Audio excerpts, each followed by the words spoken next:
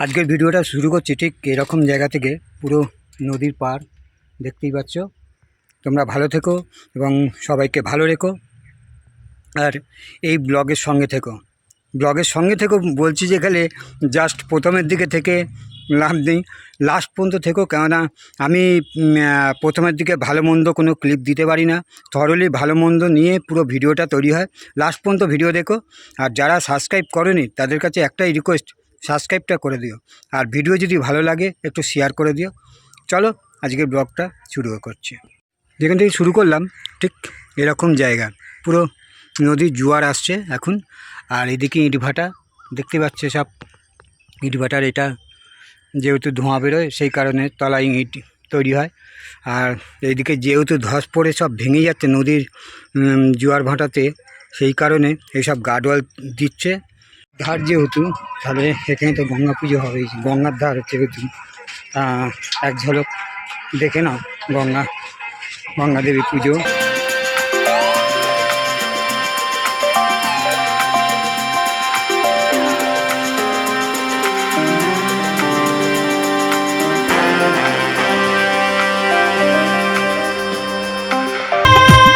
এটা হচ্ছে jute mill, আমাদের এখানকার জুট মিল। পাটের জিনিস তৈরি হয়, পাটের বস্তা থেকে আরম্ভ করে নানা রকম জিনিস তৈরি হয়, সুতো ফুতো সব তৈরি হয়। এইটা পাটটাকে সেদ্ধ করছে, সেই স্টিমটাকে বের করছে মিহি সুতো তৈরি করার জন্যে।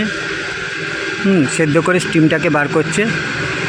আর পুরো আগে এটা বিশাল বড় ছিল, মানে আস্তে আস্তে ছোটো হয়ে গেছে, ব্যবহার কমে গেছে পাটের, সেই কারণে এটা হচ্ছে চিপিয়াস জুট মিল বলে এটাকে, বজবজ জুট মিল।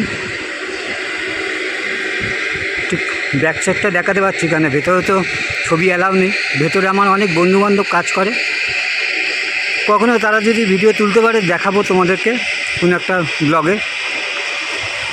কাকার ব্লগে বলতে গেলে নতুন নতুন জিনিস দেখতে পাবে, সেই জন্যই ব্লগটাকে সাবস্ক্রাইব করে রাখতে বলা হচ্ছে। আর সাবস্ক্রাইব করে রাখলে তোমাদের কাছে ভিডিওগুলো চলে যাবে। এটা ঠিক এইরকম ধরনের, উপর দিকে একদিকে ঝাউ গাছ, ওইদিকে সব বাবুরা থাকে, কোয়ার্টার আছে। মিলের যে বাবুরা থাকে তারা এদিকে থাকে। এই সামনের দিকে বাঁদিকে চলে যাচ্ছে চিত্রিগঞ্জ বলে একটা জায়গা রয়েছে। এগুলো সব মিল, সব দুদিকে মিল। এই জায়গাটাও চিত্রিগঞ্জ এলাকার মধ্যে পড়ে। একসময় খুব খারাপ জায়গা ছিল এই জায়গা। দিনের বেলাও মানুষ খুন হতো, এখন অনেকটা ভালো হয়ে গেছে, এখন কোনো রকম ভয়ের কিছু নেই। আর কিছু দেখো এর পাশে রয়েছে এই মিলগুলো, কিছু পড়ে থেকে নষ্ট হচ্ছে, যেহেতু পুরো মিল চলে না তো সেই কারণে। আর এই চত্বরটা ঠিক এইরকমই, প্রচুর তেলের ট্যাঙ্ক আছে। আর এদিকে দেখতে পাচ্ছ মাল্টেন সব ট্যাঙ্কার সব দাঁড়িয়ে আছে মাল্টেনে। আর এখানে প্রচুর বড় বড় তেলের ট্যাঙ্ক, বলতে গেলে তোমার পেট্রোল আছে, ডিজেল আছে, আরও সব নানা রকম কেমিক্যাল আছে। এইসব হচ্ছে বড় বড়, দেখতে পাচ্ছ তোমরা নিশ্চয়ই যে কত বড় ট্যাঙ্ক। বাইরের দেশের সঙ্গে যদি যুদ্ধ বা কোনো কিছু ঝামেলা যদি বাঁধে না, এইখানটা টার্গেট হয়, এই জায়গাটা আমাদের এই বজবজটা টার্গেট হয়। যেহেতু উপর থেকে কোনো কিছু একটা বিস্ফোরণ জাতীয় জিনিস ফেললেই এত বড় বড় যেহেতু তেলের ট্যাঙ্ক আছে, এতে কি হয় এলাকাটা পুরো তো শেষ হবেই, পুরো কিছু অংশ কলকাতাটাও চলে যাবে, আর নদীর ওপারেও চলে যাবে। পেট্রোল তো হাওয়ায় ওড়ে তোমরা জানো। আর এই হচ্ছে ট্যাঙ্কার, সব এই দিকেই আসে, সব দূর থেকে সব তেল ফেল সব এইখানেই আসে। তোমরা হয়তো দেখেছো, অনেক রেল লাইনে দেখেছো যে মাল্টেন আসছে, কোথায় যাচ্ছে সেটা তোমরা জানো না, কিন্তু এইখানেই আসে। এই সব ট্যাঙ্কগুলো সব বিশাল বড় বড়, আর উঁচু করে দেখতে হচ্ছে।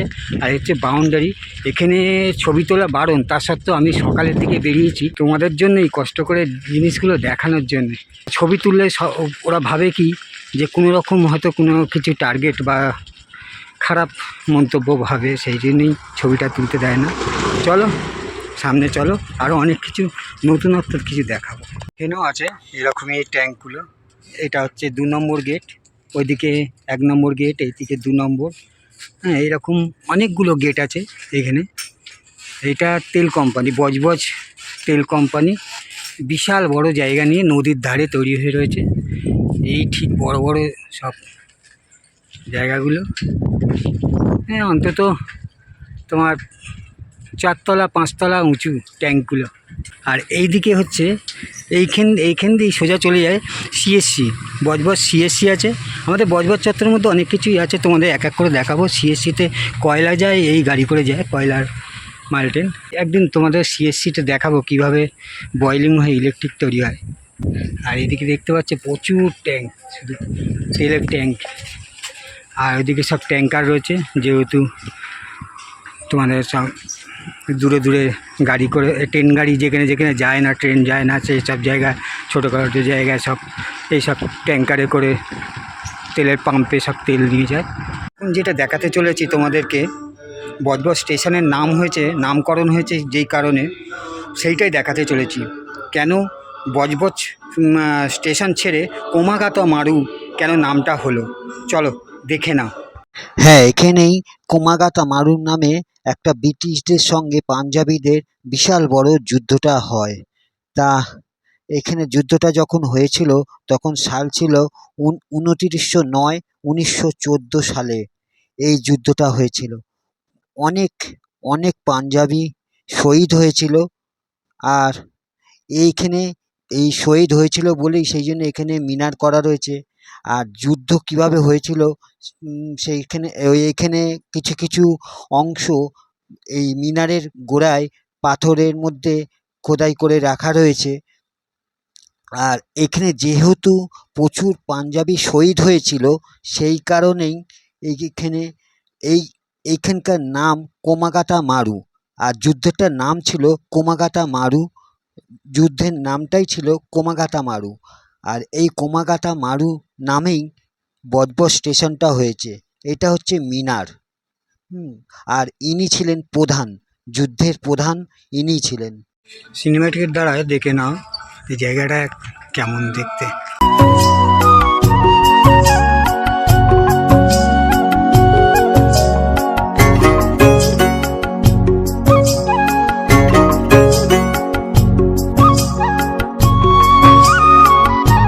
আশেপাশের চত্বরটা ঠিক এইরকম ধরনের। ট্যাঙ্ক আছে, এপাশে ট্যাঙ্কার গাড়ি রয়েছে, এগুলোকে ট্যাঙ্কার গাড়ি বলে, তেলের ট্যাঙ্ক সব দেখতে পাচ্ছে দু সাইডে সব সারি সারি করে। মেন রাস্তায় প্রচুর আছে, এইটা যেহেতু এই ট্যাঙ্কের জায়গা সেই জন্য এইদিকে বেশি রয়েছে। ডিজেল আছে, পেট্রোল আছে, তারপর নানা রকম কেমিক্যাল আছে, কেরোসিন আছে, এরকম প্রচুর প্রচুর তেলের ডিপো এটা। এখানে তেল উৎপন্ন হয় না, তেল অন্য দেশ থেকে এসে এখানে স্টোরেজ হয়। এই এত বড় বড় ট্যাঙ্কের মধ্যে সব তেলই রাখা রয়েছে, এখানে স্টোর করে নানা জায়গায় সাপ্লাই হয়। আর এই রুমগুলোতে সব যারা এখানে ডিউটি করে, প্রচুর লোক তো ডিউটি করে, তারা এখানে থাকে দূরে দূরে থেকে যারা আসে। নিচে ক্যান্টিন আছে। এই হচ্ছে ট্যাঙ্কগুলো। এলাকাটা খুবই বিপজ্জনক এলাকা, কেন একটুখানি আগুন লেগে গেলেই ব্যাস শেষ, একদম ক্ষণিকের মধ্যে পুরো ছাই হয়ে যাবে। তার সঙ্গেও যাবে আমাদের এলাকা, কাকুর বাড়ি ফাড়ি সব কলকাতার কিছু অংশে চলে যাবে। নদীর ওপাশে হাওড়াও কিছুটা অংশে চলে যাবে। বজবজ এলাকা থেকেও অনেকে ব্লগ দেখছো, তারা জানো না কোমাগাতা মারুটা কেন হঠাৎ করে নাম চেঞ্জ হলো, বজবজ স্টেশনের নাম কেন কোমাগাতা মারু হলো। এই একই কারণে, যেহেতু একটা ইংরেজদের সঙ্গে বড় ধরনের পাঞ্জাবিরা যুদ্ধ করেছিল, এখানে মিনার তৈরি করা হয়েছে, কোমাগাতা মারু মিনার করা রয়েছে তোমরা দেখলে। সেই কারণে এখানে অনেক অনেক পাঞ্জাবি শহীদ হয়েছে, তার সঙ্গে হিন্দুরাও গেছে, কয় শহীদ হয়েছে। সেই নামকরণ অনুযায়ী স্টেশনটার নামও হয়েছে কোমাগাতা মারু, বজবজ থেকে কোমাগাতা মারু হয়েছে। কাকুর ব্লগে এরকমই নতুন নতুন তথ্য পাবে। চলো, হচ্ছে স্টেশন, বজবজ স্টেশন, যেটা কোমাগাতা মারু স্টেশন, আমাদের সাউথ সেকশনের লাস্ট স্টেশন। হচ্ছে তেল কোম্পানি, দেখতে পাচ্ছে এইচপি সব।